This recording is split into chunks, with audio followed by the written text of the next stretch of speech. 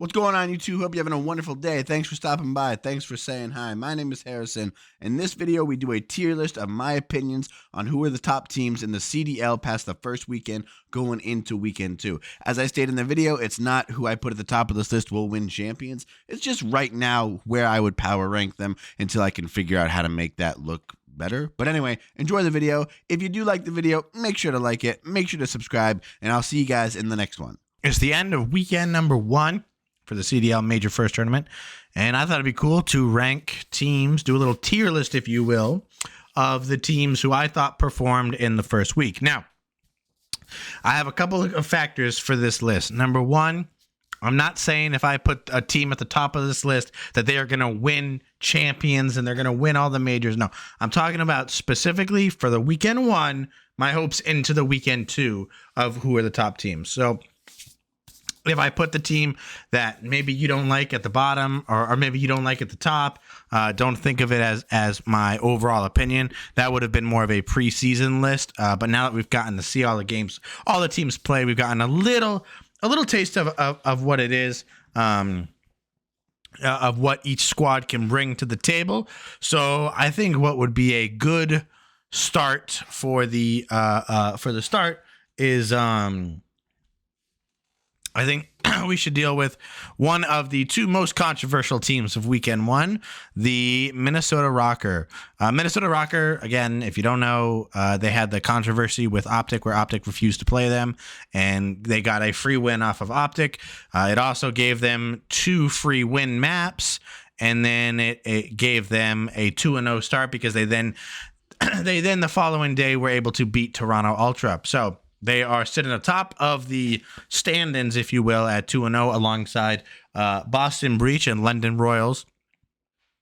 And, I just don't think the Rocker are, I think a bunch of these teams, as you'll see, and we'll see as the season goes on or how this major goes on. I think a lot of teams are I don't know what a good analogy is, but I think a lot of them are pretending to be a lot better than they are. You'll see that theme as we go on. So I definitely think they're a top 5 wrong team. I think they're a top 5 or 6. I don't really know if they are up there with the best.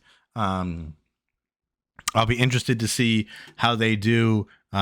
They have a pretty good weekend next weekend where they're going to be facing off Las Vegas, who is not good at all.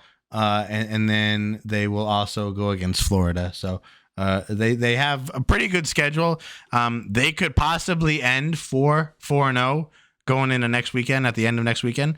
I still wouldn't put them up there on the elite contender. I think it would give them a good start to the season, but they have to go to bracket play and again play some more. They're not going to play a top 5 team until they get to the bracket stage and like that. So I'll put them there. Next, let's go with one of the 0-2 teams, the Seattle Surge, who they lost to the Gorillas and who else did they lose to? They lost to the Gorillas and Boston Breach.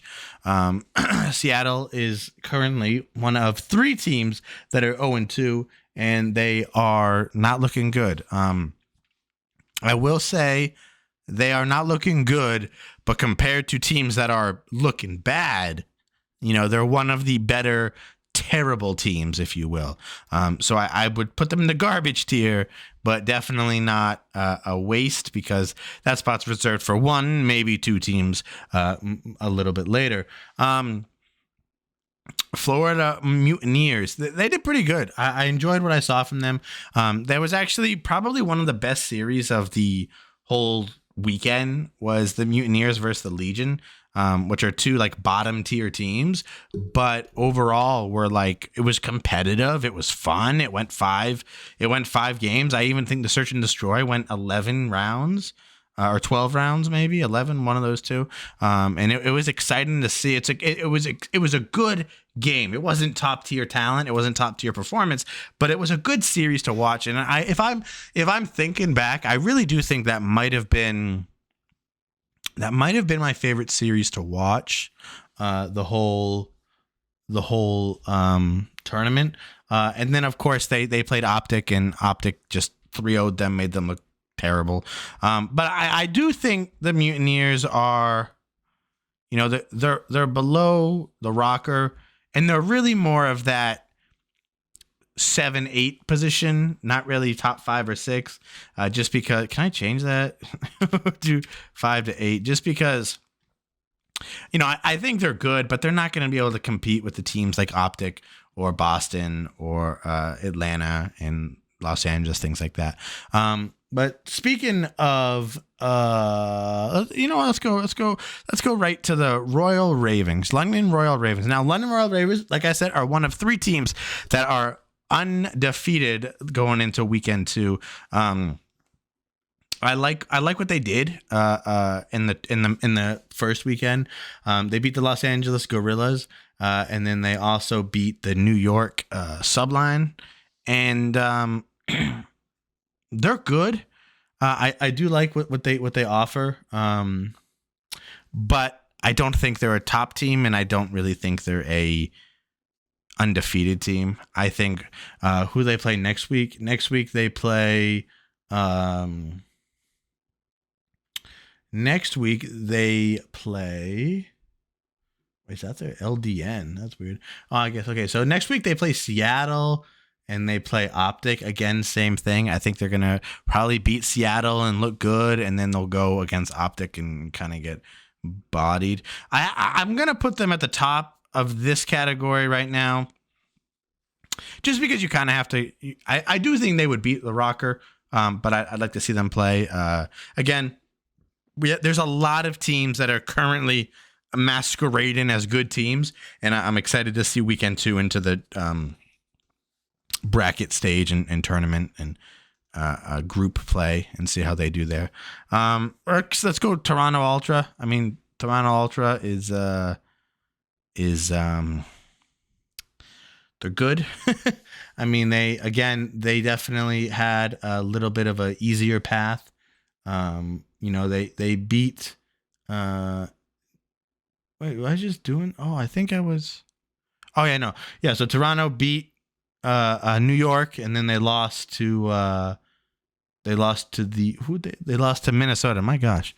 So they beat Toronto and they lost to Minnesota. So I think it definitely actually, I could just always move this stuff over. Actually, you know what? Let me do that. Yeah. I keep looking here, so like my head probably is turned sideways. So let's do this, then we'll go there. So talking about Toronto Ultra, they're currently 6th.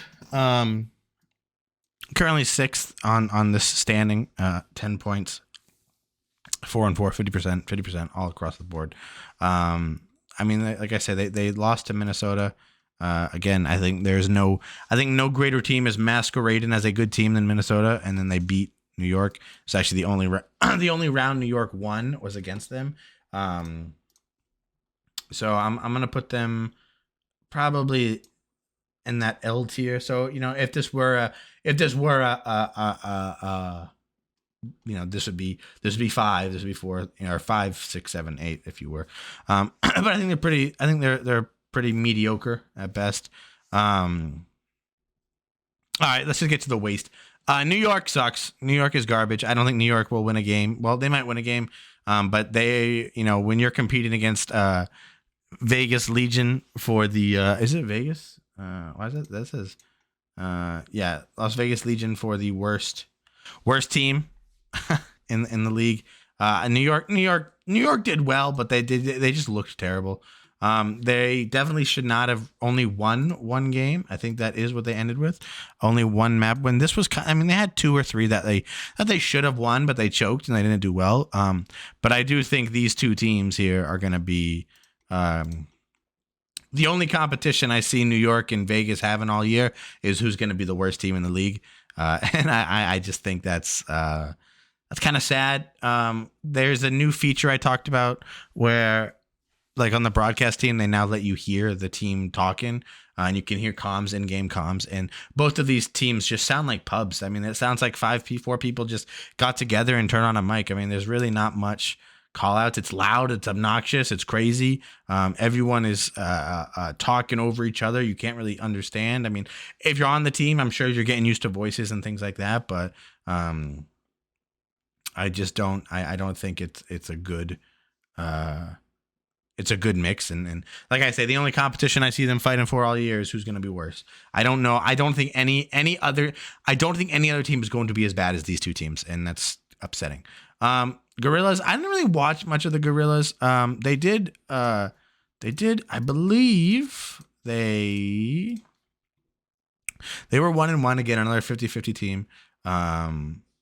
Where they did pretty well. They beat Seattle, who is going to be a, like I said, bottom of the tier team. And then they also lost to London. So, I mean, think of it as you will. I think if you're gonna beat Seattle and then lose to a team that I'm fairly confident is masquerading as a good team, I'd say you deserve to be in the garbage category. And then that leaves us to the final four. And to me, I already know exactly how I want this to go, but to spice it up a little bit, we'll start with Boston, I guess. So Boston Breach are probably the most impressive and surprising team out this first weekend. First game of the season, first game of the tournament. They beat Atlanta FaZe, made it look really, really easy. Atlanta FaZe has three of the top five, has the top three voted best players by the league. So that's pretty cool. Prior to the game, everybody was hyping up Atlanta FaZe. Awakening is a new member on Boston Breach, and he lit it up. Both games Boston Breach played, it really looked like a team that was organized, and it looked like a team that you really were surprised by. So as of now, I definitely put them in the championship category. Now, if this was for the rest of the season, right? If this was to win champions, I think they'd be an elite contender. I think they're a little bit behind on two of these final three teams. But of course, if I'm putting Boston Breach into the elite contender, then that obviously means that Atlanta FaZe, who they beat, would be an elite contender, not a champion.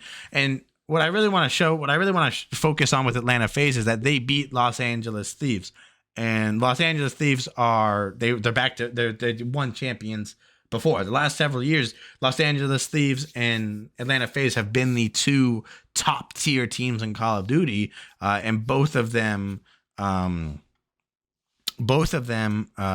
struggled a little bit in this tournament, and they both lost a match, and they're 50-50 on the season. Now, again, I think they're going to do fine.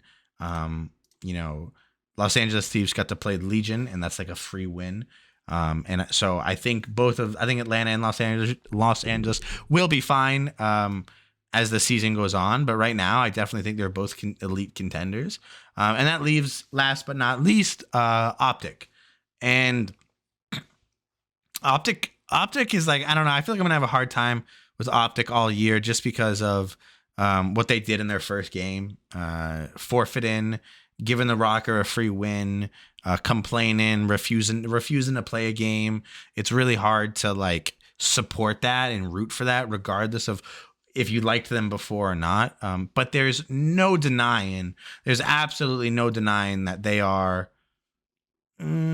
I gotta put them second best team right now. Like I say, Boston Breach I think is probably my top contender right now for this major. But Optic looked so good in their second game against Florida, which is a shame that they didn't just play out the first game, because I really think I know they would have won, and they just wanted to ego check or show the league that we don't need to win every game, or it's either our way or we refuse to play. So you hope, let's say they win this major, that we're done with the talk about it. But this is the tier list. This is the CDL tier list after weekend 1, heading into weekend 2. Now, this is in a tier list for the season. I don't expect this to be the perfect list, but this is what I think is a good list for right now. I do think when it comes down to it, these 4 teams are going to be the 4 teams competing for every major. Maybe one of these sneak in. Maybe one of these get like really, really lucky. And if one of these 2 teams win a major, I'll shave my head. But that's just not going to happen. So that's really it. That's the tier list, guys. Hope you like it. Hope you enjoyed it. I'll do one of these after the end of every weekend, and then I want to do individual ranking team after each major. So in between the time, so this is done December 18th. In between December 18th and January 13th, I want to do breakdowns of every specific team and get stats and statistics and things like that. But that's really it, guys. Thanks for watching this video. Make sure to like, subscribe, and we'll see you guys in the next one.